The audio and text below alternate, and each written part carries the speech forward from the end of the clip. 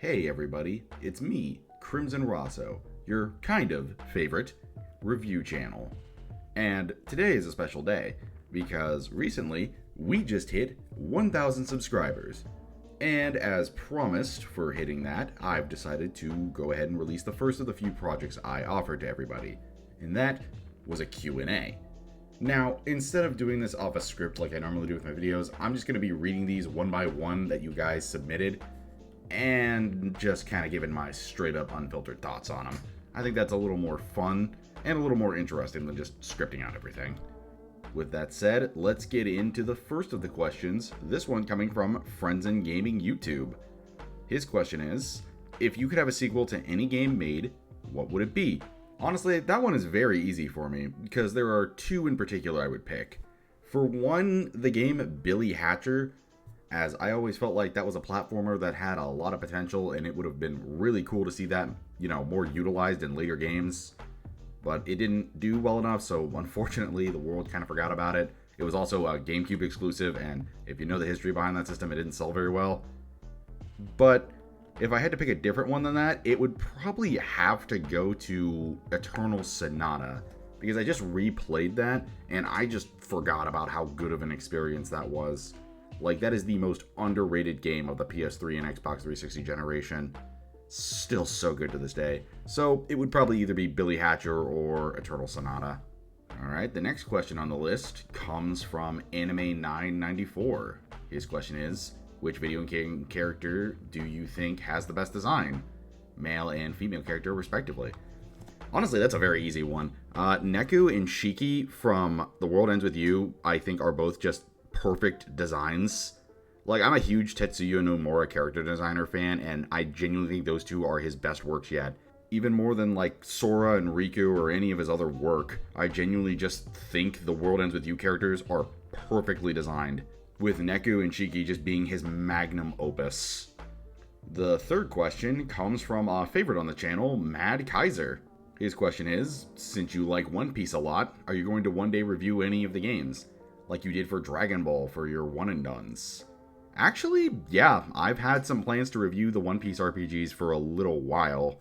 The problem is I just haven't had the time. I keep getting distracted with my own projects, and that keeps pushing me away from them. But I do have plans to make videos on those games. Probably Romance Dawn before I do Odyssey. And I'm probably going to try to tackle those by the end of the year, or at least one of them. No promises. I tend to get sidetracked a lot, so you're going to have to bear with me on that one, but I'll try to get to them some point.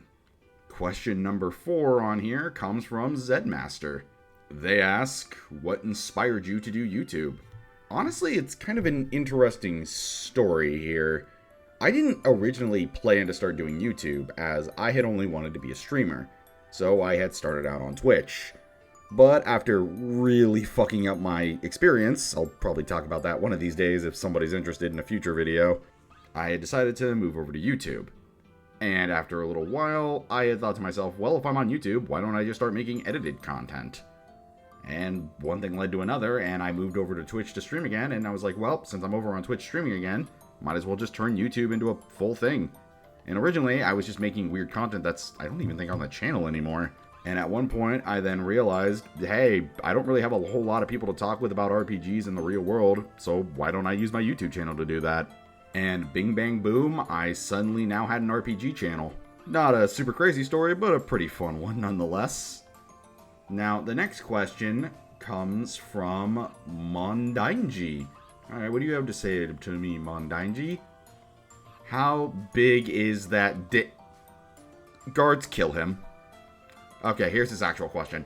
If you wouldn't do gaming, is there any other topic you would cover on YouTube? Oh, anime, easily. I would have loved to review anime. In fact, one of my plans for the future is if this channel does do well enough, I'll probably open a second channel talking about anime.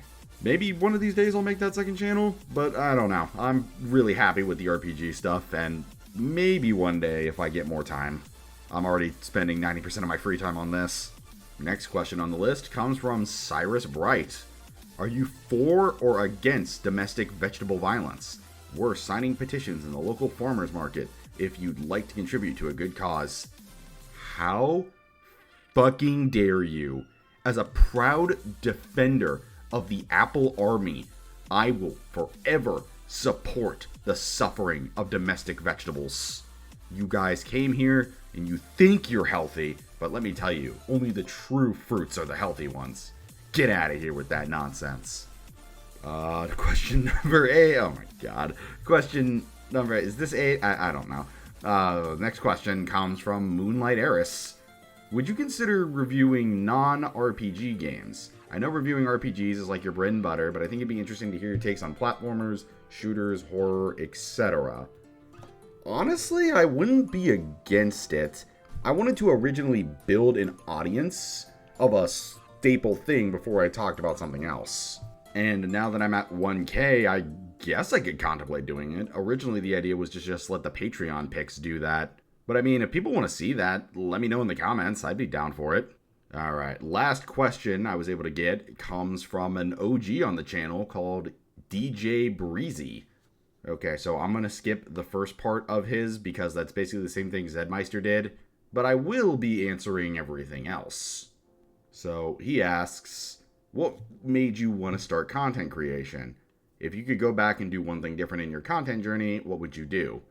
And how do you balance YouTube and stay consistent with streams? Okay, so for your first question, like I said, Zedmaster already answered that, so same as what I said to him. And if I could go back and do anything different, that's a tough one. Probably redo my Dragon Quest XI video. Like, it's my highest viewed review by far, but I do kind of wish I went into it a little better, as that's the one video that, while I'm proud of it, I also think it could have been better. And honestly, it's just commitment to the craft. I love to stream and I love to make content, so it's just fun to balance the both of them together. It just comes down to my pure passion for this. Like, I don't plan to make this a real job or anything like that.